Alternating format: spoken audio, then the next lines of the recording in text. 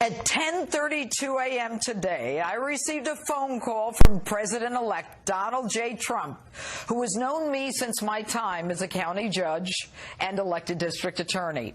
He stated that he looks forward to beginning the process of making America great again, and he thanks Justice and all her viewers for their support.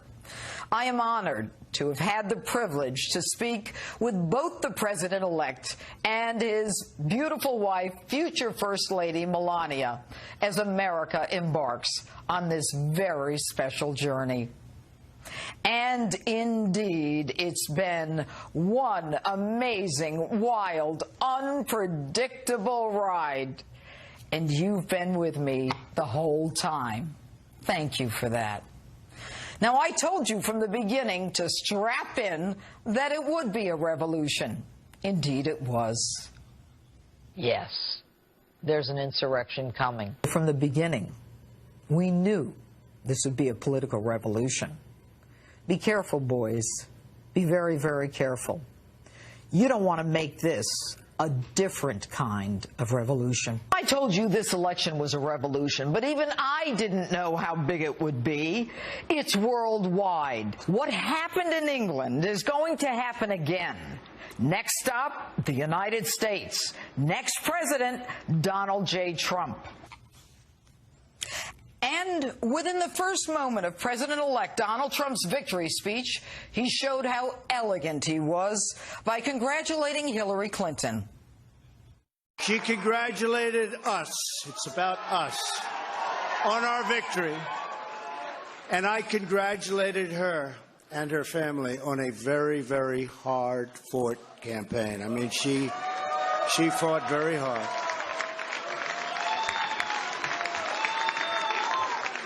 Hillary has worked very long and very hard over a long period of time, and we owe her a major debt of gratitude for her service to our country. I mean that very sincerely.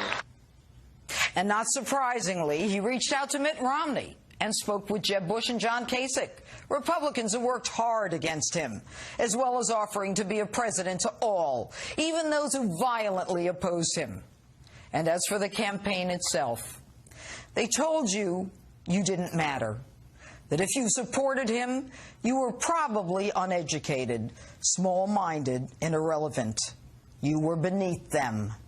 That if you wanted closed borders, a nation-state, you weren't Christian enough, not American enough, not big-hearted enough.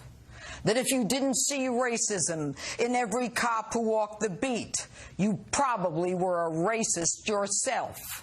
That if you used the term Muslim jihadist instead of terrorist, you were an anti-religious bigot. Truth and honesty had no place in their politically correct society. If you opposed sanctuary cities where the protection of illegal criminal immigrants was the law, you were a hateful, bigoted xenophobe. They simply knew better than you. They tried to convince you that Obamacare was great, when all the time your deductible and premiums were skyrocketing, that the economy wasn't that bad, yet you had to work 2 and 3 jobs to just get along.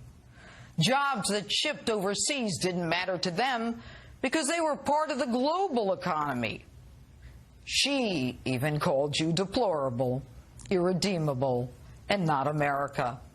If you didn't support her, you probably hated women and were backward. They tried to convince you that a lie wasn't a lie if it came from her mouth. And the media, so corrupt that they shared debate questions with her to give her the edge, tried to beat you down by repeatedly telling you it was useless to even show up at the polls.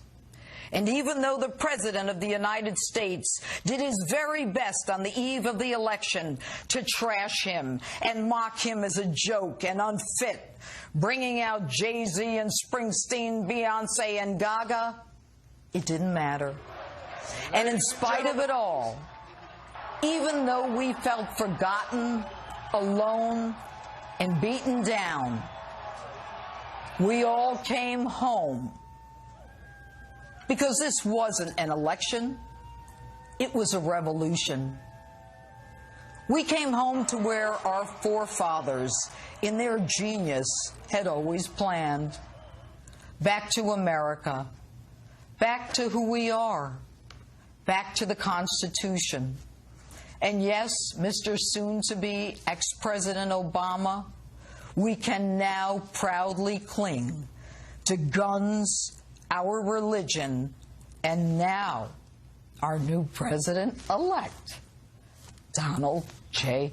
Trump.